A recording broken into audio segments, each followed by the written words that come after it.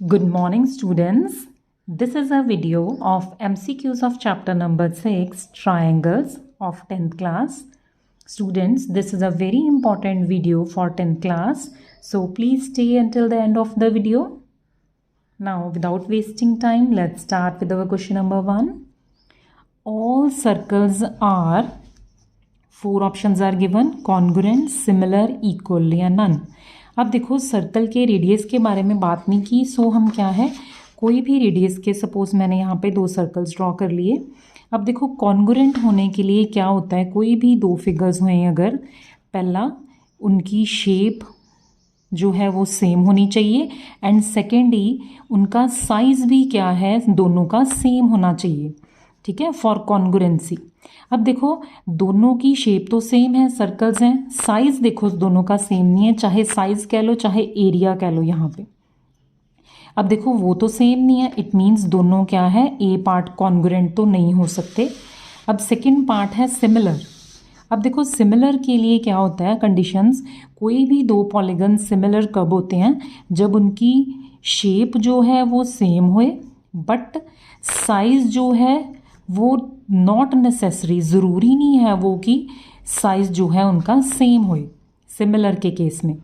अब देखो similar figures, एक फिगर दूसरे से ऑब्टेन कैसे होती हैं, हम एक फिगर को चाहे तो स्ट्रेच कर दें या श्रिंक कर दें. अब देखो हम क्या करेंगे, इस फिगर को जब मैं स्ट्रेच करूँगी तो ये वाली फिगर ऑब्टेन हो सकती है देखो, या इस बड़े वाले सर्कल को अगर मैं श्रिंक कर दूं, छोटा कर दूं तो ये बन जाएगा. सो ये तो सिमिलर हो सकते हैं, ठीक है ना. इक्वल तो किसी केस में भी नहीं होंगे, ठीक है. So all circles are similar हो सकते हैं, ठीक है. B is the right answer. Next है second part, all dash triangles are similar. अब यहाँ पे देखो हमें ट्राइंगल्स गिवन है, इक्विलेटरल, आइसोसेलेस, स्केलन और राइट एंगल्स. नाउ अब देखें कोई भी, अब देखो ट्राइंगल्स की सिमिलरिटी चेक करनी है. अब देखो कोई भी 2 ट्राइंगल्स हैं वो सिमिलर कब होते हैं, कंडीशंस देखो इसकी क्या होती हैं. पहले हम ये रिजल्ट देखते हैं फिर आंसर देखेंगे उसका क्या आएगा क्वेश्चन का. सपोज मैंने क्या है 2 ट्राइंगल्स ले लिए. नाउ अब दोनों ट्राइंगल्स सिमिलर तब होंगे जब इनकी साइड्स की प्रोपोर्शन सेम होएगी, यानी कि A B ratio P Q is equal to B C over Q R is equal to A C over P R. यानी कि इनकी तीनों साइड्स की रेशो क्या होनी चाहिए, इक्वल होनी चाहिए. कॉन्ग्रुएंसी के केस में साइड्स को इक्वल लेते हैं, इस केस में सिमिलैरिटी में क्या है, उनकी प्रोपोर्शन या रेशो कह लो उसको इक्वल होना पड़ता है. सेकेंड कंडीशन क्या है, कॉरस्पॉन्डिंग एंगल्स भी इक्वल होने चाहिए. Angle A is equal to angle P, angle B is equal to angle Q and angle C is equals to angle R. अगर ये दोनों कंडीशंस हो जाएंगे फिर हम कहेंगे triangle A B C triangle जो है कॉन्ग्रुएंट होएगा पी क्यू आर. राइट. अब देखो, अब यहाँ पे देखो हमें ट्राइंगल कौन कौन से दिए हुए हैं, आइसोसेलेस, इक्विलेटरल एंड स्केलन. अब देखो इक्विलेटरल के केस में सपोज मैंने यहाँ पे 2 ट्राइंगल्स ले लिए, ठीक है. अब यहाँ पे देखो ये मैंने क्या है, इनकी साइड्स क्या होंगी, सेम होंगी. अब देखो इनकी अगर आप रेशो लोगे तो रेशो तो इनकी सेम आएगी देखो, ठीक है. इस केस में क्या है, इक्विलेटरल के केस में एंगल्स भी इक्वल होते हैं, each angle is equals to 60 degree. Right. अब देखो अगर मैंने ले ली आइसोसेलेस, सपोज इसकी क्या है 2 साइड्स इक्वल ले ली मैंने, ये आ गया मेरा 2, ये मैंने ले लिया 3 और इसको मैंने ले लिया 3 एंड दिस इज 5. अब देखो अगर इनकी रेशो लोगे ये बनेगा 2/3, इसकी इसके साथ लिए 2/3 इक्वल आ गई, बट जब इसकी लोगे 3/5 ये तो इक्वल ही नहीं आएगी.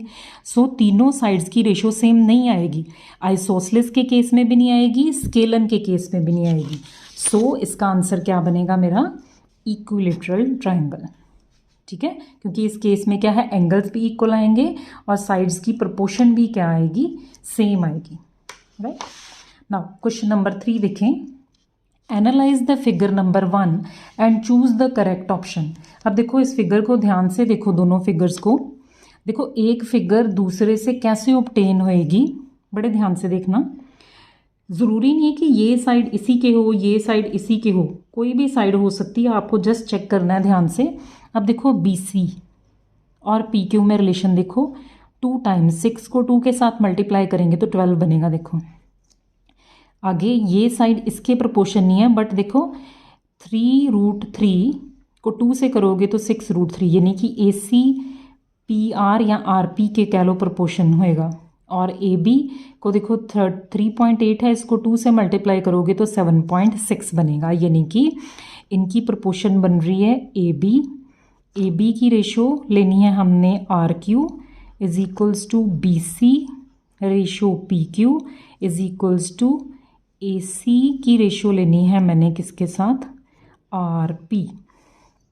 ठीक है, यानी कि ये रेशो बराबर होएगी। देखो ना आप लोग, ये 6 डिवाइडेड बाई 12, 6 डिवाइडेड बाई 12 क्या बन जाएगा ये मेरा, ये बनेगा 6/12 is equals to 3.8 divided by 7.6, ये बनेगा 3√3 डिवाइडेड बाय 6√3। अब देखो तीनों के केस में रेशो मेरी बन जाएगी कैंसिल होके 1/2।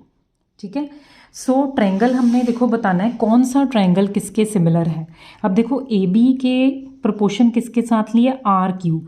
सो ट्रायंगल ए बी का प्रोपोर्शन लेना है आर क्यू, यानी कि ए बी की जगह दूसरे ट्रायंगल में क्या होना चाहिए, आर क्यू। देखो यहाँ पे है ना R Q, A B R Q, क्योंकि उसकी प्रोपोर्शन आर क्यू के साथ ली है। ठीक है, सो this is the correct option, right. अब देखो क्वेश्चन नंबर 4 देखें, from the figure 1 find the angle P. अब देखो इसी फिगर में हमने एंगल पी फाइंड आउट करना है। अब देखो कई स्टूडेंट सोचेंगे एंगल पी एंगल बी के इक्वल होएगा, 60 डिग्री आंसर आ जाएगा। नो, अब यहाँ पे देखो हमने बोला था triangle A B C similar है ट्रायंगल आर क्यू पी के, राइट। इट मीन्स यहाँ से क्या है, एंगल ए एंगल आर के इक्वल होएगा, एंगल बी एंगल क्यू के इक्वल होएगा, and angle C angle P के इक्वल होएगा। देखो एंगल ए एंगल आर के इक्वल होएगा, एंगल बी जो है क्यू के इक्वल होएगा, क्योंकि इस फिगर को अगर हम उल्टा करके इधर रखेंगे फिर इसके ऊपर ओवरलैप करेगी ये। एंगल बी जो है एंगल क्यू के इक्वल होएगा, सी एंगल जो है पी एंगल के इक्वल होएगा, यानी कि पी फाइंड आउट करना है ना। अब देखो एंगल सी तो हमें पता ही नहीं है, बट हमें पता है कि ट्रायंगल के तीनों एंगल्स का सम किसके इक्वल होता है, 180 डिग्री। यहाँ से हम क्या करेंगे, एंगल की वैल्यू फाइंड आउट करेंगे, यानी कि ये बन जाएगा एंगल सी कितना आ गया मेरा 180 माइनस 140, ये मेरा बन गया 40 डिग्रीज, यानी कि एंगल सी की वैल्यू क्या आ गई 40। सो अब यहाँ पे देखो सी 40 आ गया तो पी भी कितना आएगा यहाँ पे एंगल 40 डिग्री। देखो so this is the correct option. काफ़ी अच्छा क्वेश्चन था ये। Now come to question number 5। Question number 5 देखें, in the figure number 2 triangle A B C is similar to triangle P Q R, true और false. अब देखो यहाँ पे एक triangle A B C given है और पी क्यू आर। अब देखो एंगल्स इनके सेम है, देखो 60 60 80 80, एक 40 है और यहाँ पे भी 40 है। इट मीन्स यहाँ पे हम लगाएंगे ए सिमिलैरिटी या कह लो ए सिमिलैरिटी। तीनों एंगल्स अगर इक्वल हों दो ट्रायंगल्स के तो वो क्या होते हैं, सिमिलर होते हैं। It means this is a true statement, similar होंगे ये, राइट। नाउ क्वेश्चन नंबर 6 देखें, sides of two similar triangles are in the ratio 4:9, यानी कि सिमिलर ट्रायंगल्स की दो साइड्स की रेशो गिवन है। Find the ratio of area of these triangles. हमने रेशो फाइंड आउट करनी है उनके एरिया की। अब देखो यहाँ पे हमारे पास एक रिजल्ट होता है, अगर मेरे पास क्या है, दो ट्रायंगल्स हैं, सिमिलर ट्रायंगल्स हैं A B C and P Q R, तो मेरा रिजल्ट क्या होता है। अब देखो साइड और एरिया के बीच में ये थ्योरम होती है, area of triangle A B C किसके इक्वल होता है, ratio area of triangle P Q R, यानी कि ये किसके इक्वल होता है, A B over P Q का स्क्वायर इज इक्वल्स टू, कोई भी साइड ले लो, A B C over Q R square. ये रिजल्ट याद रखना है आपको, A C over P R square, right. अब देखो हमें क्या गिवन है, रेशो दी हुई है साइड्स की, यानी कि सपोज ये दो साइड्स की रेशो गिवन है 4/9 का स्क्वायर, यहाँ पे वैल्यू पुट कर दी मैंने साइड की, तो ये आ जाएगा 16/81। सो एरिया की देखो रेशो कितनी आ गई मेरे पास 16:81। So D is the correct option. ये क्वेश्चन आपको इस वे से भी पूछा जा सकता है कि आपको साइड्स, यहाँ पे देखो एरिया का रेशो पूछा है।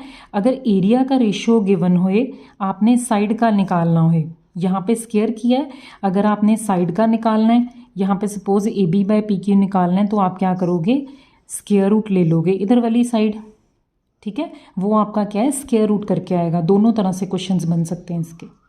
सो ये रिजल्ट जो है यहाँ पे आपको, this you have to learn, this is a theorem, right. So question number 7 देखिए next. The given shapes are mathematically similar then the value of x is. अब दोनों फिगर्स हमें गिवन है, सिमिलर हैं। अब देखो अगर दोनों फिगर्स सिमिलर हैं, इट मीन्स इनकी साइड्स की जो रेशो है वो सेम होएगी, यानी कि 4.5 डिवाइडेड बाय इसकी रेशो ले ली इसके साथ इज इक्वल्स टू इसकी रेशो लेंगे इसके साथ x/20। नाउ क्रॉस मल्टीप्लाई कर दें यहाँ पे इसको, ये बन जाएगा 10x equal to 4.5 into 20। x की वैल्यू आ जाएगी 4.5 इंटू 20 डिवाइडेड बाई 10। सो ये मेरा बन गया 4.5 इंटू 2, दिस इज 9 बनेगा, 9.0 इज 9। सो x की वैल्यू मेरे पास यहाँ पे क्या आ गई, 9 centimetre. Now come to question number 8। State whether the following quadrilaterals are similar or not. अब देखो 4 साइडेड फिगर्स दी हुई हैं, 2 क्वाड्रिलेटरल्स। अब देखो बड़े ध्यान से अगर देखोगे, इसकी ओपोजिट साइड्स जो हैं इक्वल हैं। देखो 3-3-2-2, 3-3-2-2। अब देखो अगर हम इनकी रेशो लेंगे तो रेशो तो सेम आएगी। देखो AD/PS 1 आ जाएगी, AB/PQ ये भी 1 आ जाएगी, DC/SR ये भी 2/2 1 आ जाएगी, BC/QR रेशो तो सेम आ गई चारों साइड्स की, ठीक है। बट एंगल्स की बात करें, अब देखो सिमिलर पॉलीगन्स कौन से हैं, उनकी साइड्स की रेशो सेम आनी चाहिए। दूसरा, उनके एंगल्स भी सेम होने चाहिए कॉरस्पॉन्डिंग। अब यहाँ पे एंगल देखो, ये रेक्टेंगल ड्रॉ किया है, इसके चारों एंगल्स जो क्या होंगे 90 डिग्री। बट यहाँ पे तो 90 डिग्री देखो देखने से लग रहे हैं कि 90 डिग्री नहीं है। So the following quadrilaterals are not similar. ये दोनों क्या हैं, सिमिलर नहीं होंगे, right. Come to question number 9। अब देखो ये क्वेश्चन हमने ऊपर डिस्कस किया था, वही आ गया। If the area of 2 similar triangles are in the ratio 25:64। अब देखो एरिया की रेशो गिवन है इस केस में हमें, then the corresponding ratio of their sides की रेशो पूछी है। पिछले क्वेश्चन में साइड्स की हमें गिवन थी, एरिया की निकालनी थी।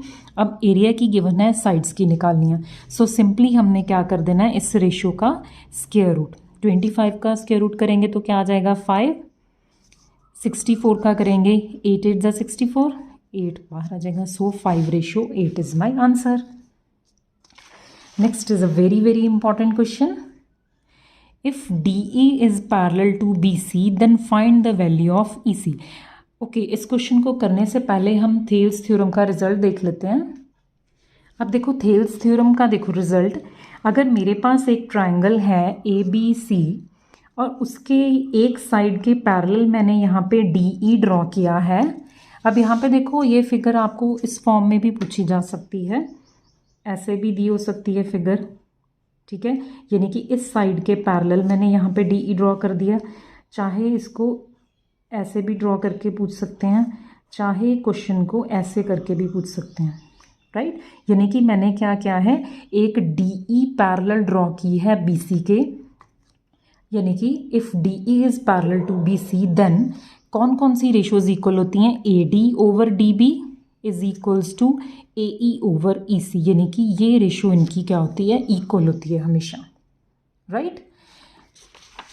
नाउ अब देखो ये भी रिजल्ट होता है AB/AD, यानी कि पूरी AB लेंथ की रेशो हाफ पार्ट के साथ is equals to AC full length half AE, ये भी इक्वल होती है। देखो सेकेंड पार्ट AB/DB, पहले ऊपर वाली लिया, अब देखो हाफ नीचे वाली ले ली, AB/DB is equals to AC/EC, ये भी इक्वल होती है। ये आपको डायरेक्ट रिजल्ट भी आ सकता है, ठीक है, पेपर में। नाउ इसका कन्वर्स भी ट्रू है स्टूडेंट्स, BPT थ्योरम या थेल्स थ्योरम या बेसिक प्रोपोर्शनैलिटी थ्योरम। इसका देखो कन्वर्स भी ट्रू है। कन्वर्स क्या कहता है कि अगर ratio AD over DB is equals to AE over EC आ जाए तो क्या है, दोनों लाइंस ये पैरेलल होती हैं, then DE is parallel to BC। So इसका क्वेश्चन देखो, अब देखो इसी टाइप का क्वेश्चन है ये। इसमें देखो DE पैरेलल BC गिवन है, हमने फाइंड आउट क्या करना है, EC की वैल्यू फाइंड आउट करनी है। अब अगर देखो थेल्स थ्योरम लगाएं, ये मेरा आ जाएगा AD over DB ratio AE over EC के इक्वल होएगी। देखो by Thales theorem value put कर दो, AD की कितनी है 4 ओवर 12 3 अपॉन AC। अब हमें EC की वैल्यू फाइंड आउट करनी है, क्रॉस मल्टीप्लाई कर दो, 4 into EC is equal to 12 into 3। It means EC की वैल्यू क्या आ गई, 12 इंटू 3 डिवाइडेड बाय 4, 4 3 ज़ा 12, 3 3 ज़ा 9। सो यहाँ पे इसकी लेंथ कितनी आएगी, 9। Right, now come to question number 11। Question number 11 देखिए, what value of x will make DE parallel AB, यानी कि x की कौन सी वैल्यू जो है DE को AB के पैरेलल बनाएगी। अब यहाँ पे देखो फिगर ट्राइंगल टेढ़ा बनाया हुआ है। मैंने पहले भी बोला था ट्राइंगल आपको किसी भी फॉर्म में ये क्वेश्चन को पूछ सकते हैं पेपर में। अब हमने x की वैल्यू निकालनी है ताकि DE AB के पैरेलल हो जाए। ये थेल्स थ्योरम का क्वेश्चन आ गया। सो इस केस में क्या करना है हमने, देखो so CD over DA is equals to CE over EB। चाहे आप डायरेक्ट ऊपर से भी रेशो ले सकते हो स्टूडेंट्स इसकी, AD over DC is equals to BE over EC, उससे भी आंसर सेम बनेगा आपका। Right, now x plus 3 divided by 3x plus 19 is equals to x over 3x plus 4। Right, अब यहाँ पे इसको क्रॉस मल्टीप्लाई करेंगे, x प्लस 3 इंटू दिस, ये बनेगा 3x square plus 4x plus 3 3 ज़ा 9x plus 12 is equals to 3x square plus 19x। Now 3x square जब इधर आएगा ये कैंसिल हो जाएगा, यहाँ पे मेरा बनेगा 13x plus 12 equal to 19x। यहाँ से मेरा बन जाएगा ये 12 is equals to 19x minus 13x, ये मेरा बन गया 12 is equals to 6x। x की वैल्यू क्या आ गई, 2, यानी कि x की वैल्यू यहाँ पे देखो क्या है 2, ये रहा। This is my answer. Very easy question. Now come to the last question of this video. If in triangle ABC, AC square is equals to AB square plus BC square, then which angle of triangle will be right angle? Now, अब यहाँ पे इस chapter की सबसे important theorem जो है अब हम देखेंगे, पाइथागोरस थ्योरम। देखो क्या कहती है कि मेरे पास अगर एक राइट एंगल ट्राइंगल है, यानी कि उसका एक एंगल 90 डिग्री बन रहा है, अगर यहाँ पे ज़रूरी नहीं है B है, यहाँ पे आप ABC भी लिख सकते हो, कोई भी एंगल लिख सकते हो। यहाँ पे मैंने B को 90 डिग्री लिया है। अब ये मेरा क्या है, बेस, दिस इज 90 डिग्री बनाती है, जो ये होएगी perpendicular, and this side is hypotenuse. Right, तो पाइथागोरस थ्योरम क्या कहती है, इस साइड का स्क्वायर यानी कि हाइपोटेन्यूज का स्क्वायर किसके इक्वल होता है, AB square perpendicular square plus base का स्क्वायर, यानी कि H square is equal to P square plus B square बोलते हैं इसको। ठीक है, ये रिजल्ट ट्रू होता है। इसका देखो कन्वर्स भी ट्रू होता है, ये भी आपको MCQs में डायरेक्ट क्वेश्चन आ सकता है। देखो कन्वर्स क्या कहता है इसका, कन्वर्स कहता है कि अगर मेरे पास एक ट्राइंगल है, अगर H square hypotenuse square base square plus perpendicular square हो जाए, यानी कि एक साइड का जो है स्क्वायर दूसरी दोनों साइड के स्क्वायर्स करके उनको ऐड अप कर दें, इक्वल आ जाए, तो मेरा ट्राइंगल क्या होता है, that is a right angled triangle, यानी कि ओपोजिट रिजल्ट भी इसका क्या ट्रू होता है। राइट, और ये राइट एंगल बनता कहाँ पे है, हाइपोटेन्यूज के ओपोजिट वाली साइड पे हमेशा, यानी कि यहाँ पे जो साइड लिखी है उसके ओपोजिट बनता है ये राइट एंगल। अब क्वेश्चन देखें इसके रिलेटेड। अब देखो यहाँ पे भी क्या है, ट्राइंगल बन रहा है AC स्क्वायर, यानी कि AC क्या है, यहाँ पे हाइपोटेन्यूज आ जाएगा, AC इज हाइपोटेन्यूज, यहाँ पे आ जाएगा बी, यानी कि A C square hypotenuse square is equal to perpendicular square plus base square, यही गिवन है। Then which angle of triangle will be right angle. अब वो कह रहे हैं राइट एंगल कहाँ पे बनेगा इसका। अब राइट एंगल मैंने बताया हाइपोटेन्यूज यहाँ इस साइड के ओपोजिट बनता है, इसके ओपोजिट देखो कौन सा एंगल है, एंगल बी। सो यहाँ पे ये बनेगा एंगल बी पे। This is the right answer. ये क्वेश्चन आपको चेंज होके भी आ सकता है, यहाँ पे सी लिख दें, ए लिख दें, आपने ये चीज़ याद रखनी है कि हाइपोटेन्यूज के ओपोजिट में बनेगा, right. So this complete my MCQs of chapter number 6 triangles. So students, if you have any queries then you can message me in the comment box. So in the end I would like to say thanks to students for watching my this video.